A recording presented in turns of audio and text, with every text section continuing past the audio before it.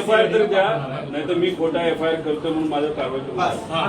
सरकारी कामात आड करायला म्हणून करा. चला आपण सीआयडीला भेटू द्या त्यांच्या इन्व्हेस्टिगेशन.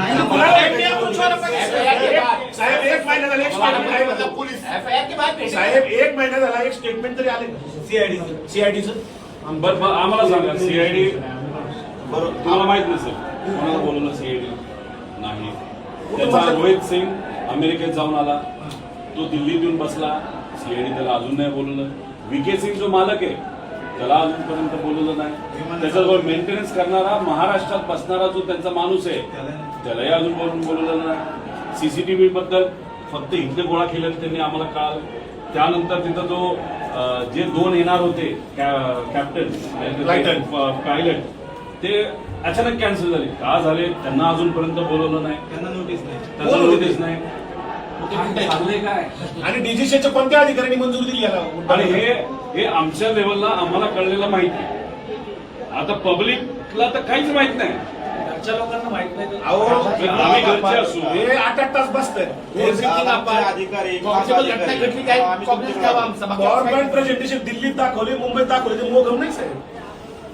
आणि ठीक आहे मी प्रेझेंटेशन केलं, चुका केल्या मला काउंटर कोणी केलं?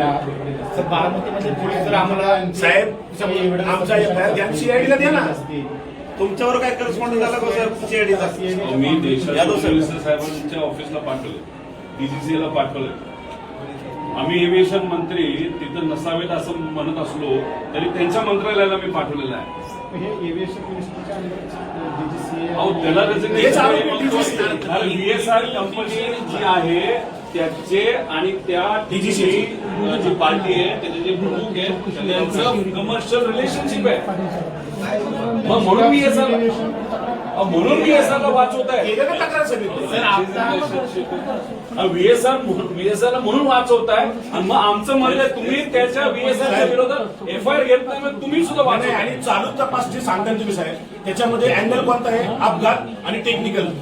क्रिमिनल चौकशी कोण करत? 5 लोकांच्या मृत्यूची आमची बाकी आमचं काही पण नाही. सिंपल एकदम 5 लोक मयत झाले एका ऍक्सिडेंट मध्ये. आमची ऍक्सिडेंटची एफआयआर टाकतो आणि आमची एफआयआर कुठे टाकणार? काही होते पुढे नाही तर सीआयडीला वर्ग करा. एफआयआर वर्ग करायचं. गुन्हा दाखल व्हायचा 1 महिना झाला साहेब, 1 महिना दाखल त्यांनी केलाच नाही तर आम्ही काय करायचं?